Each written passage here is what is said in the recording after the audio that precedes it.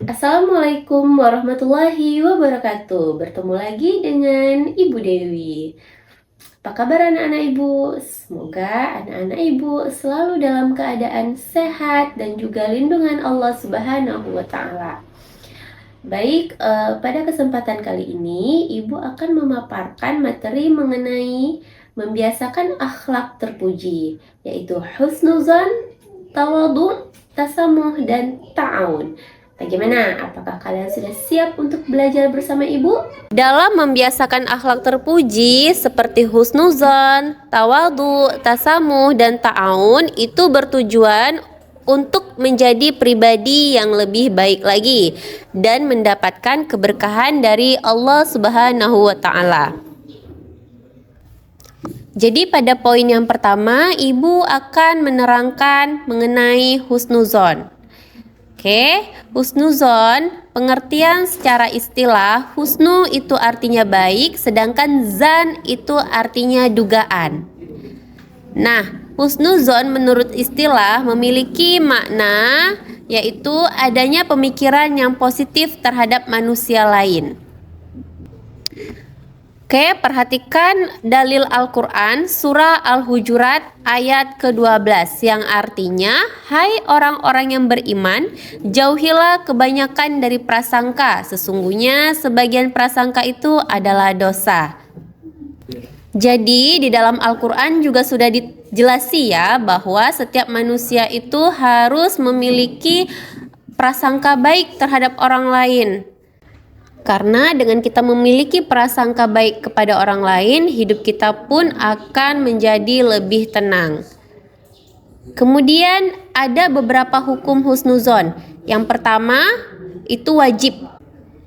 Hukum wajib pada husnuzon di sini itu ditautkan kepada Allah Subhanahu wa taala dan para rasul Allah Subhanahu wa taala.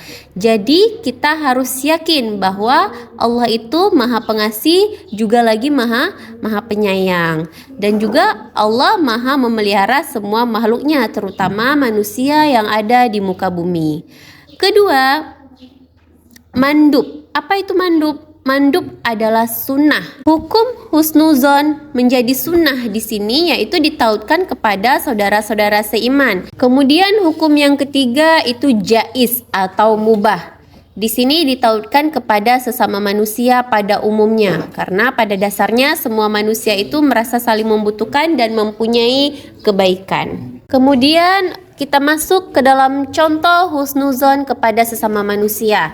Di sini ada ta'aruf. Nah, jadi sesama manusia ini kita harus saling mengenalkan diri. Untuk apa? Untuk membentuk persaudaraan dan menghindari bentuk perilaku yang diskriminatif. Karena sesungguhnya Allah menciptakan manusia itu untuk saling mengenal.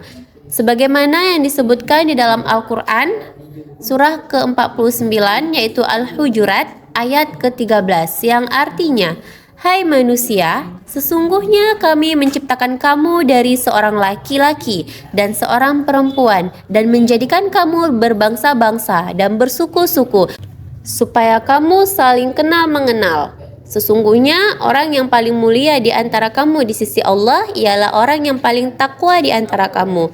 Sesungguhnya Allah Maha mengetahui lagi Maha mengenal. Kemudian contoh yang selanjutnya yaitu mau melaksanakan kerjasama, saling membantu dan juga tolong menolong. Ini termasuk ke dalam contoh husnuzon karena ketika kita melaksanakan kerjasama dengan orang lain, di situ perlu bagi kita untuk menghindari prasangka negatif kepada orang tersebut.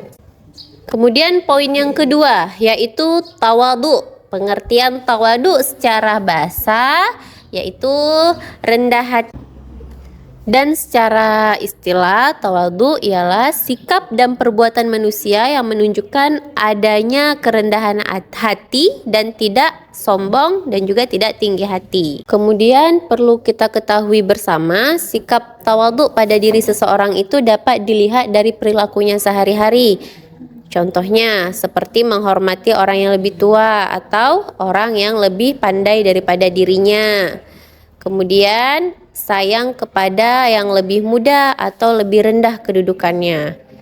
Kemudian menghargai pendapat atau pembicaraan orang lain dan bersedia mengalah demi kepentingan umum. Poin yang ketiga yaitu tasamuh. Pengertian tasamuh secara bahasa yaitu murah hati. Sedangkan pengertian tasamuh secara istilah yaitu sikap atau perbuatan melapangkan dada atau tenggang rasa di dalam menghadapi perbedaan, baik itu perbedaan pendapat, keyakinan, dan juga agama. Bentuk-bentuk tasamuh yang pertama, tidak memaksakan kepentingan dan keinginan. Jadi manusia itu diciptakan oleh Allah dengan memiliki berbagai macam kepentingan dan keinginan. Maka sebaiknya kita tidak memaksakan kepentingan itu atau kehendak kita kepada orang lain.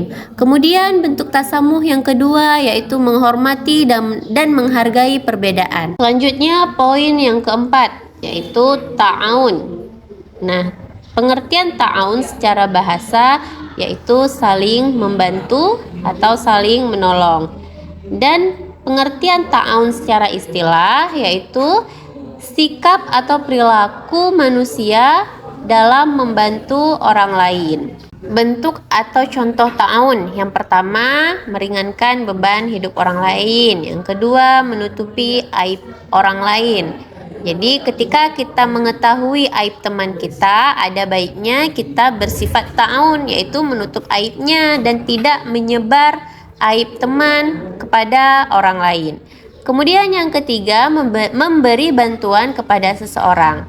Dan yang keempat, mengunjungi orang yang sedang sakit atau orang yang terkena musibah. Nih misalnya di sekolah kalian ada teman yang tidak hadir karena dia sakit.